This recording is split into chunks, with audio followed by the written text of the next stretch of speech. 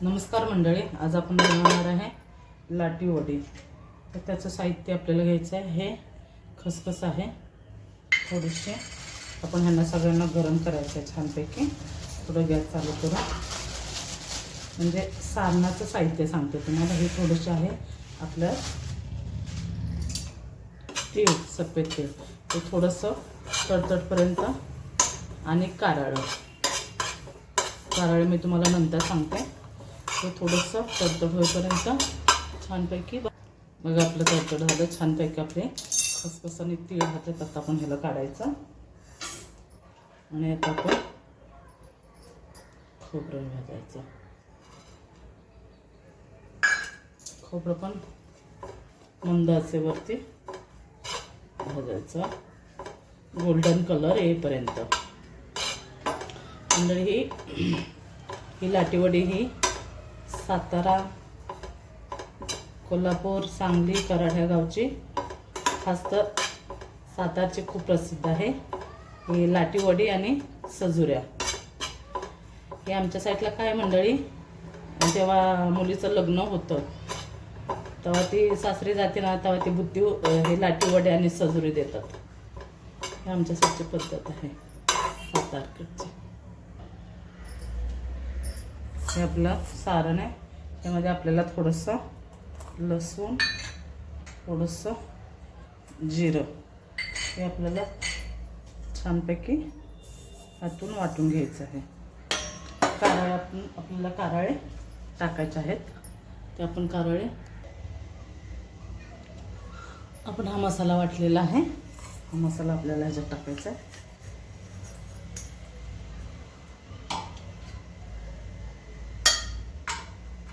हे खोबरं आहे। खोबरं आपण मस्त असं हाताने बारीक केलेलं आहे। ह्याला वाटलेलं नाही आहे। ह्याला वाटलं तर मग ह्याला काय होतं, एकदम खूप असं तेल सुटतं वाटल्यावरती। मग त्यामुळं काय होईल, एकदम तेल नीट व्यवस्थित होणार नाही। एवढं हे मीठ घालायचं आपल्याला। आणि हे काळे कारळे, त्यामध्ये मी लाल तिखट घातलेलं आहे। हे भाजून लाल तिखट घातलेलं आहे बघा तुम्ही। हे पण आपल्याला ह्याच्यात घालायचं आहे। वरून आपल्याला थोडीशी एवढीशी कोथिंबीर घालायची आहे। नमक आपण घातलेलं आहे। कोथिंबीर घातल्याला आपल्याला थोडीशी वरून हळद टाकायची आहे। थोडीशी, किंचित जास्त नाही, आपल्याला थोडीशी हळद टाकायची आहे बस। थोडंसं त्याच्यात आपल्याला हे एक मिक्स करायचं आहे। कारण ऑलरेडी आपल्याला आपल्या म्हणजे कारळे आहे ना, त्यामध्ये लाल तिखट घातलेलं होतं अगोदर, त्यामुळं वरून परत लाल तिखट घालायची गरज नाही। हे चांगलं एकजीव करायचं आहे मिक्स। हे आपलं आहे ना, जी लाटीवडी आहे ना, त्याचं हे सारण, हे सारण बघा किती छानपैकी एकदम मस्त झालं आहे आपल्या। म्हणजे हे सारण जे असतं ना, हे लालवडीचं, हे म्हणजे तिखटच असते। तरी पण आपल्या चवीप्रमाणे तुम्ही तिखट घालू शकता, कमी जास्त करू शकता तुम्ही। पण हे तिखट आणि झणझणीतच छान वाटते। आता आपल्याला गव्हाचं पीठ, एक वाटी गव्हाचं पीठ, सेम एवढंच आपल्याला बेसन पीठ,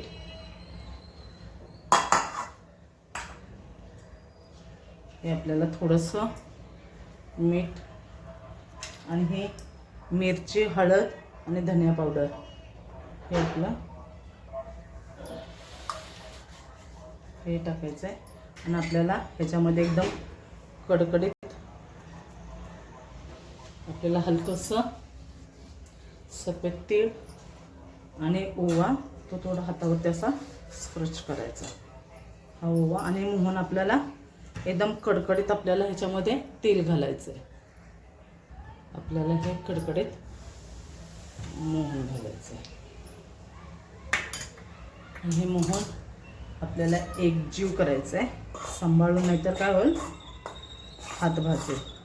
एकजीव करून आपल्याला पाण्याने घट्ट असा गोळा मळून घ्यायचा आहे। हे पूर्ण एकजीव करायचं। मोहन आपलं थंड होईपर्यंत आपल्याला थोडंसं थांबायचं। हे आपलं एकजीव झालेलं आहे। आता आपण थोडं पाणी टाकून आपण ह्याला जास्त पाणी वाटतं नाही, थोडं थोडं पाणी टाकून आपल्याला त्याला घट्ट असा गोळा करायचा आहे. हा आपला बघा घट्ट गोळा झाला बघा, किती घट्ट आहे, एकदम असा घट्ट करून ठेवला आपण. आता ह्याला आपण जास्त वेळ ठेवायचं नाही, भिजत नाही घालायचं. 5 ते 6 मिनटं फक्त. 5-6 मिनटाने आपण ह्याला थोडं रेस्ट करूया, मग आपण लाटी वड्या करायला सुरुवात करू. आपण 5 मिनटं ह्याला असंच भिजत ठेवूया.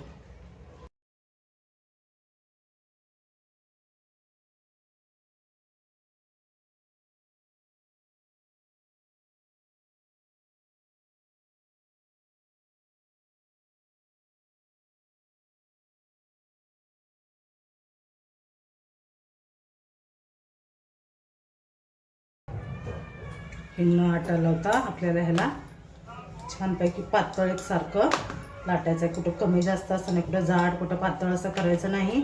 आपल्याला हे एकसारखं लाटायचं आहे आणि आपल्याला एकदम पातळ लाटायचं आहे, म्हणजे आपली ना वडी एकदम खुसखुशीत आणि छान बनते.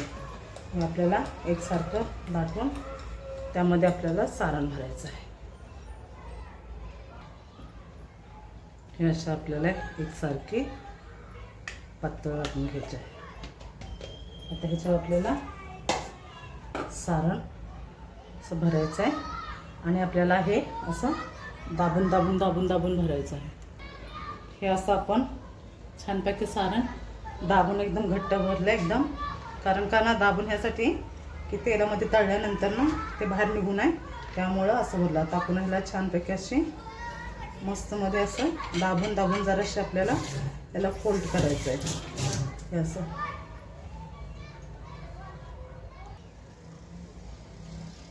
हे आपण छानपैकी चांगले दाबून दाबून ह्याला भरलेले आहे. आता आपण ह्याला ह्याचे पीस करायचे. थोडं साईडला ठेवायचं, ह्याची मस्तमध्ये अशी थोडंसं लांब असं 1 इंचीप्रमाणे बघा, थोडंसं असं.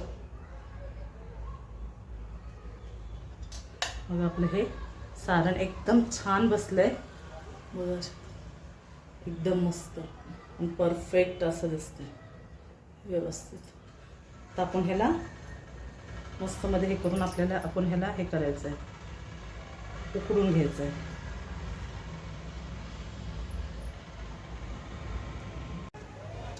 आपण ह्याला ह्या चाळणीला पहिला आपण तेल लावलं, तेल लावून आपण ह्याला मंद आचेवर 10 मिनिटं आपण ह्याला उकडून घ्यायचं आहे. एकदम स्टीम करून घ्यायचं आहे, वाफ जाऊन नाही द्यायची आपल्याला ह्याची.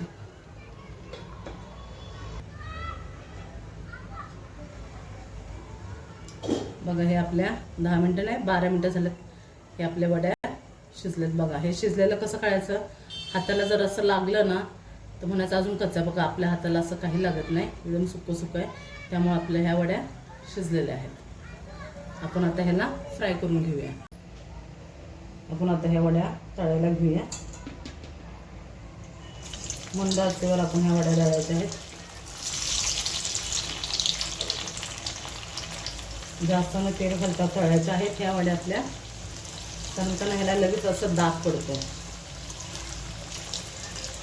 लगेच उलटलं ना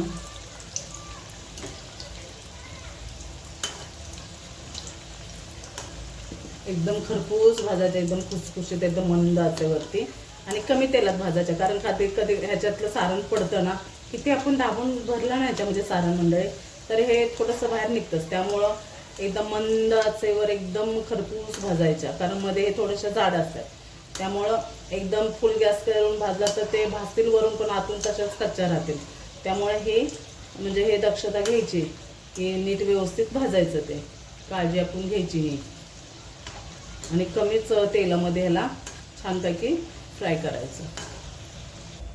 हे बघा आपली ही वडी तयार, एकदम मस्त खुसखुशीत. आणि आपलं सारण थोडंसं हलकंसं बाहेर निघाल्यानंतर खूप छान एकदम आतपर्यंत बसलंय बघा.